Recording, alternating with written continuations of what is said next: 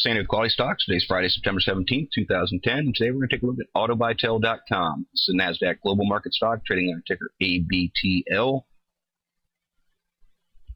Chart kind of caught my eye because of this. Looks like it's at a support level. Kind of a little bit of a wide level. You can see right through here back in April, it hit it and bounced back up. Made a nice climb, actually, almost a straight double. Kind of right back down around that area right now. We're seeing some turns in the indicators.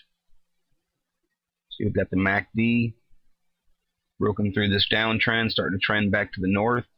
Same way with the PPO. Kind of a offset pinch, nothing that great, I would say, with the pinch. ADX is not that high. One thing that's nice about this ADX is it went up and hit 30 and bounced back down. Gives you indication, even though this trend was trying to gain strength, it could not get super strong. That break of 30 is putting you into a strong trend. The positive and negative DIs are in a nice position. So what we're going to look for is this to start to come back down, get some crosses of the positive and negative DIs, eventually a cross of the positive DI through the ADX. Those are the kind of things that you're looking for in true reversal. MFIs are in a pretty nice position, all in close proximity to each other. See that the 21 is even getting a little bit of an uptrend to it recently.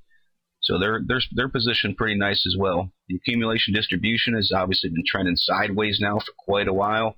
We're going to look for some kind of movement in this. The Chaikin money flow gives a little bit better of a view of what's going on with money. You can see that uptrend to it. It's based on the accumulation distribution, but weighted a little bit differently. You can see it's well in the green right now, also giving an indication that money's coming back into this, and there's some buying pressure. CCI with an uptrend, now the breakthrough negative 100. We're going to look for this to continue. Of course, we always say the true definition of it is the buy point, according to Lambert, is the break of 100. Bottom feeders use this break of negative 100 as a buy point. It's a sell if it wants to break back down and break back to the underneath side of negative 100. Full Sto's kind of got an uptrend to it, but it bounced right off of 50 and came down. Now it's going to take another shot at it. Really want to see at this point make a push through 50 to try and put some strength to this chart. Plus, we can also see that there's a long-term trend line that we want to see it break through. It's kind of important that the Sto makes that move and shows some strength. Very slight uptrend in the tricks. What we can see has happened is the downtrend is losing strength. It flattened back out. Now it's trying to make a reversal. We even got a cross of the signal line. So we're going to look for this to try and trend back towards zero from this point. Again, we always use the tricks as a long-term indication of reversals. RSIs are in a pretty nice position. We've got the 7 just now breaking through 50. Not too much separation from the 14 and 21, which over 50 is someplace they have not spent a great deal of time until back here in early July. But they were in a downtrend at that point, coming down from a higher positioning based on this strong move.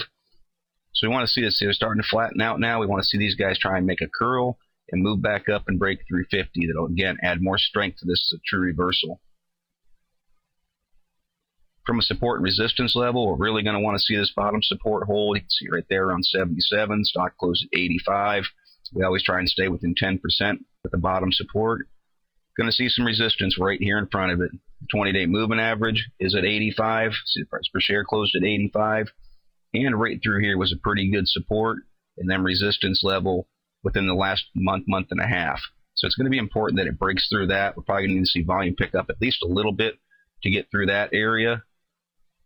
A little bit farther north, 90 is going to be a kind of an important number. One, it's the upper side of the Bollinger Bands right now that have put the price per share over the 20-day moving average. You can see it was a pretty good area of resistance since it came down and made this drop. And you can see historically it was kind of a support level. Dipped a little bit below it, dipped a little bit below it, made above it, moved above it. So it's got a little bit of historical support, which is now classic TA says it's resistance. I'd say if this is a more key area than 85. 85 is important because it's moving above the 20-day moving average, but I think the resistance is going to be a little bit more significant here at 90. So we're going to look for volume to have to pick up, try and make a move through that. If it does want to hit it and come back down, we're going to look for it to hold back here around 85. We want to see this be a true bottom, and we want to see it make a move back to the north side and not come back down. We want to see support be established at 85. These are the kind of things that I'd be looking for with ABTL. Again, this is merely my interpretation of the chart. This is Andy with Quality Stocks. Thank you and trade smart.